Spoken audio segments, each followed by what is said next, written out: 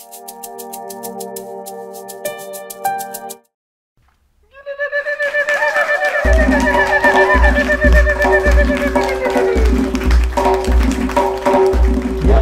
جمعه توی خونه بودم، تو فکر دنیا و زمونه بودم که قصه غصه اگه درازه به خاطر نفت زیاد و گازه. درخت بی ثمر حالش خوبه خوب، کی میخوره تو شاخه های سنگ و چوب. به خاطر منابع زیاده بختک غم شد روی ما پیاده. فلسفه دنیا چیه آی خدا؟ جبر یا اختیار بودن ما؟ چرا اونا که حرفاشون شرعیه تو راه راستشون پر از فرعیه؟ اونی که بود میون آدما گم چی شد که شد فرتی بزرگ مردم؟ چرا او که داداشمو شهید کرد ریخته تو کشورم مثل خاک و گرد؟ اگه شهادت خوبه آقازاده چرا تو لندن با داف و باده؟ اگه شفا میدن امامزاده ها چرا اینا اوور میشن مداوا؟ چرا تو بلوارای شهر پشکله کود و پهن یار گل خوشگله؟ چرا همیشه دروازش بو میده انگاری که 1000 تا بچه؟ چرا اینو چرا اونو چرا این؟ چرا به روسیه به سوریه چین؟ خلاصه کار من به جایی رسید که همسرم لیلا گشامو کشید. یه بار نعره زد پاشو حیف نون ببر منو خونه آرمیتا جون. آرمیتا جون خواهر مکارشه، مشاور فضول و قهارشه. گفت تا کمی بزک کنم زود کریم، پوشک آرشو عوض کن بریم. کارم تموم شد و بودم معطل کنار او با بچه توی بغل.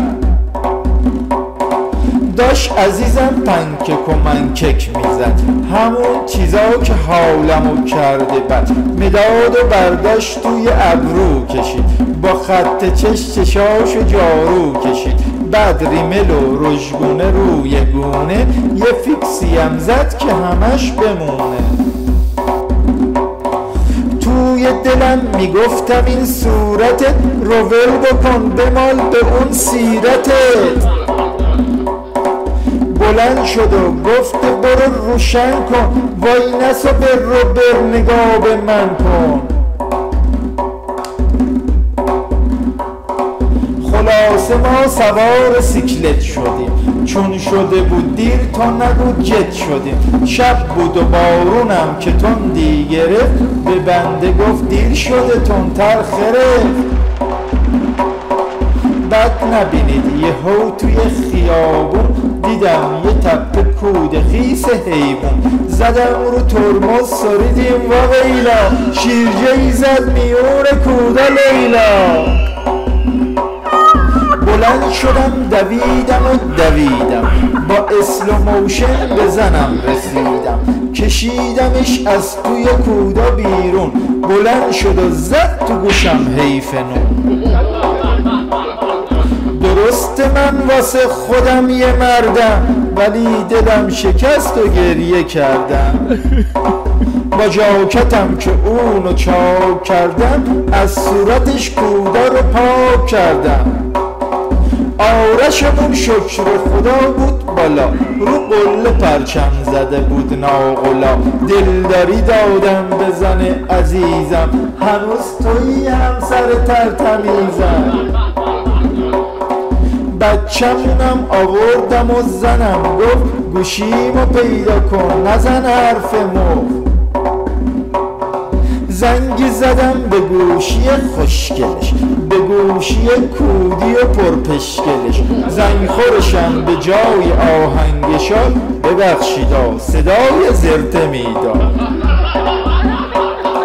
از بد قصه زن ارشاد اومد، یه زشت چادری با فریاد اومد.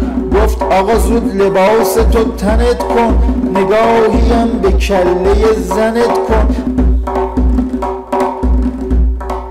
بکش خانم روسری تو روسره، قایم بکن گوهر و زیوره. سوار بشین یالا برین دور بشین، با این حجابتون برین گور بشین.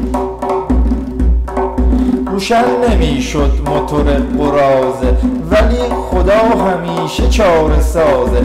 1300 تایی هندل زدم، وقتی روشن شد 2-3 تا کل زدم. زنم سوار شد و تنش بو میداد، کاشکی که بوی مشک آهو میداد.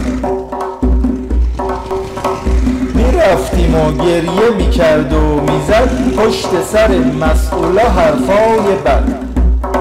که کی تو کاسه ماسی خار و مارش، آب میخوره بد بوده خیلی کارش. که کی تو کاسه ننه مسئولاش، شیر میخوره وقتی که مسدوده راش. قصه ما هم رفقا سر رسید، لیلا خانم تو خواب به خواهر رسید.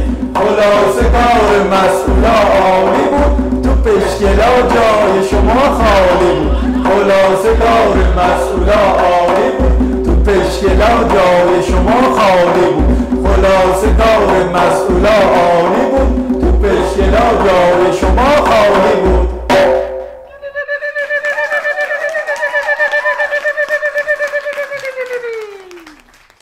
مال من آقا.